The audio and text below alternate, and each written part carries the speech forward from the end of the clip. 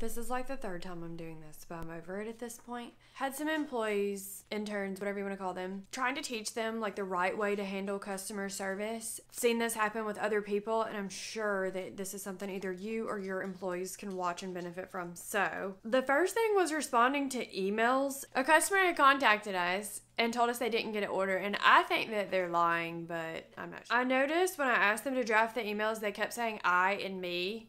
And you have to remember that you're speaking on behalf of the company. I would say we, us, and our, and put it in those terms. And then also, the issue that we had was a shipping issue. I would respond to them and take blame for it, even if you're not sure. But I would try to figure out what's going on, but I would at least respond to them and say, hey, I'm looking into this, or can I get your order number?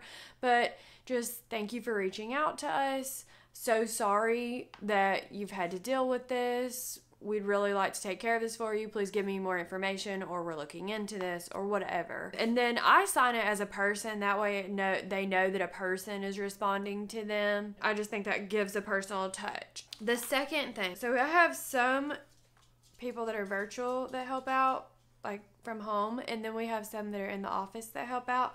So for the office, they send out this product. It came back all janky, but what I'm trying to figure out is, I was looking at this. This is what the employee handed me, okay? They handed me this package, and then on the back, it says emailed 10/17/17, so a couple days ago, waiting for return email. So I didn't even see this till after I had already taken care of this. I was looking at this and thinking, okay, well, my first instinct is going to be to go look at the address and make sure if it says return to sender, insufficient address, unable to forward, I would want to go see if we had the address correctly. When I did, the first thing I saw was that the address was wrong. I'm just trying to figure out, why would you not take the time to go search that yourself? You can search them by name, you can search them by email, you can search them in many different ways, but I just put in their very first name in the system and found it. And my thing is, that you printed this package and that you sent it out,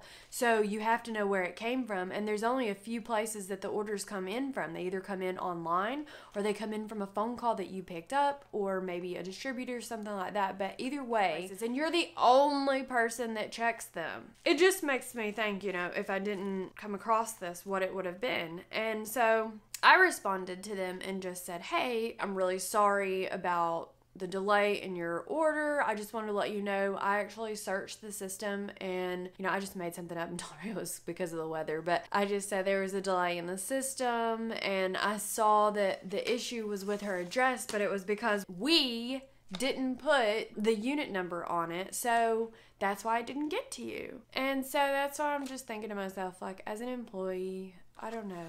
Like, I know that they'll probably watch this, so that's why I'm just thinking, like, as a boss or as someone else in the organization, when you see something like that, it makes you think, why didn't they take the steps? And the thing is, this person has worked for the company for like 3 or 4 years, so it's not new. This is something that they should know to fix. And then I see the box comes back all janky in the packaging, so it just makes me want to kind of go through the process a little bit more. And I'm probably going to have to go look and see if we collect phone numbers with their orders, because if not, I'm going to make that part of the process now. That way the employee can just call and have this done. That way we're not doing this email back and forth, and I just try to get fast and efficient. I mean, if that's what we're paying you for, then it's really not that hard to go look that up. But anyways, it's a good checks and balances. So I actually have the communications on the website coming to a separate email, so I can tell if a customer writes in and says that there's an issue and the same people aren't seeing everything. It's more of like a checks and balances on my end that I get to see. I get copied on the orders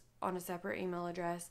I get copied on actually, I'm the only person that sees the communications come through, and then I direct them who they need to go to. Hopefully that gives you some ideas about how to handle customer service. And if you want more ideas, don't forget to join my Facebook group, because we talk about this stuff. So if you ever have something come up, definitely comment below, but join my Facebook group. I'd love to hear your ideas or something that you're having an issue with, and let's talk about what you have going on, because I know that I deal with this stuff, and I sit here and like literally bang my head against the wall and think, what are you doing? Like, why would you reply like that? Or why would you not reply? Why would you not go the extra mile? Because the thing is, like, I see them on their phone, but I don't see them, like, taking the extra effort to go look through the little orders. So I don't know, those things are just frustrating, and I guess you have to remember that it's your business, and if you're not holding people accountable, they're never gonna learn. So you have to hold them accountable, and you have to kind of like go through the process.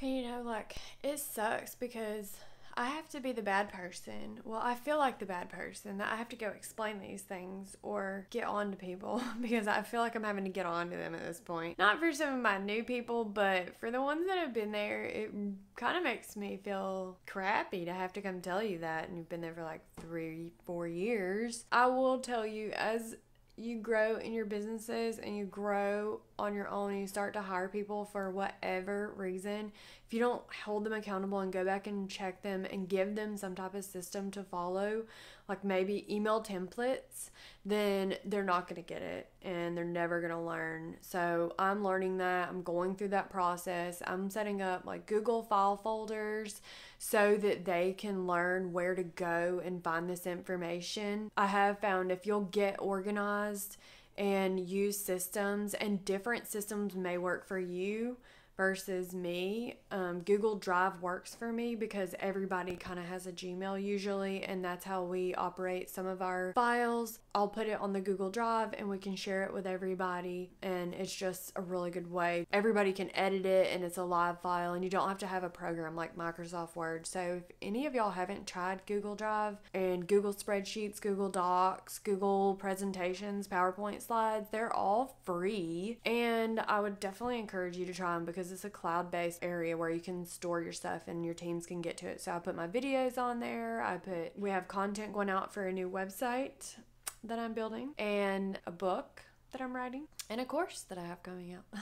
So I have a lot going on right now in between everything else. So yes, it is a little frustrating when I have to take time out and explain this stuff to employees or going through the hiring process. And like I said, right now I'm going through training and teaching, and it can be overwhelming when you're doing this while running your company, because essentially the goal is to have one person that can kind of manage all of this in the different departments or life of an entrepreneur. For real. But join my Facebook group. Stay tuned for the next video, and thanks for watching.